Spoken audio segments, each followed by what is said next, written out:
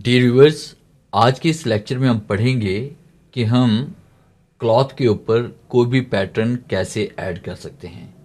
जैसा कि आपको नज़र आ रहा है कि स्क्रीन के ऊपर मेरे पास यहाँ पे ये ओरिजिनल पिक्चर है और उसके बाद इसके ऊपर मैंने यहाँ पे ये पैटर्न ऐड किया हुआ है और ये पैटर्न मैंने फ्री पिक से डाउनलोड किया हुआ है, यानी ये वाला पैटर्न मैंने इसके अंदर ऐड किया हुआ है। अब इसको हमने कैसे ऐड करना है, स्टेप बाय स्टेप आज के इस लेक्चर में हम ये सीखने वाले हैं। Welcome to Falcon computer academy. मैं हूं केवल विजय। तो स्टार्ट करते हैं आज का लेक्चर। सबसे पहले मैं इस पिक्चर को यहाँ से क्लोज कर देता हूँ और उसके बाद मैंने यहाँ पे ये टूल सेलेक्ट करना है। टूल बॉक्स से हम यहाँ पे इसमें आएंगे और मैंने मैग्नेटिक लासो टूल पे क्लिक करना है। कंट्रोल स्पेस बार का यूज़ करके हम इसको जूम इन कर लेते हैं और उसके बाद हमने वो हिस्सा सेलेक्ट करना है जिससे के अंदर हम पैटर्न यहाँ पे फिल करना चाहते हैं।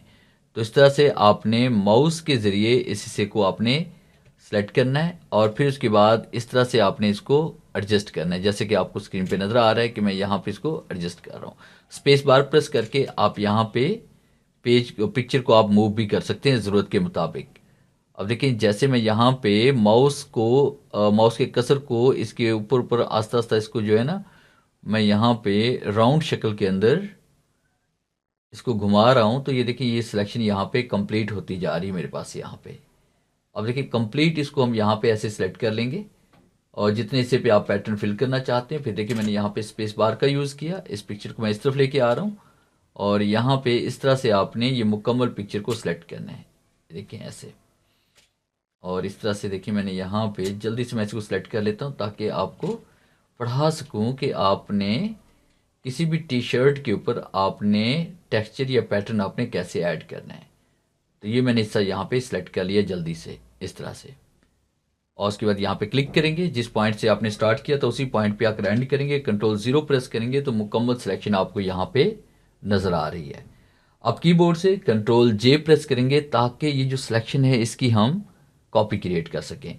तो कीबोर्ड से कंट्रोल J प्रेस करते हैं तो इसकी कॉपी हमारे पास यहाँ पे क्रिएट हो चुकी है। अब उसके बाद फिर आपने क्या करना है कि आपने वो पैटर्न लेकर आना है जो आप इसके अंदर फिल करना चाहते हैं। तो पैटर्न मैंने 2-3 किस्म के डाउनलोड किए हुए हैं। ओपन पे हम आते हैं और यहाँ पे पहले मैंने ये वाला पैटर्न अप्लाई किया हुआ था, अब मैं ये वाला पैटर्न यहाँ पे अप्लाई कर लेता हूँ। तो मैंने इस पिक्चर को यहाँ से ओपन किया।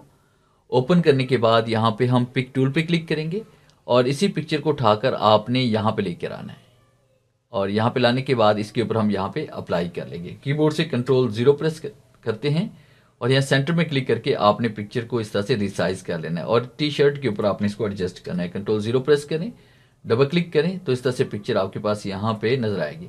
इसको थोड़ा सा और रिसाइज कर लेते हैं ताकि मुकम्मल टी शर्ट्स के ऊपर हम यहाँ पे इस पैटर्न को फिल कर सकें। फिर उसके बाद आपने क्या किया कि लेयर के बॉक्स में हम आएंगे, ऊपर वाले लेयर पे क्लिक करेंगे और उसके बाद कंट्रोल के साथ आपने यहाँ पे नीचे वाली जो लेयर है इस पे क्लिक करना है कंट्रोल के साथ।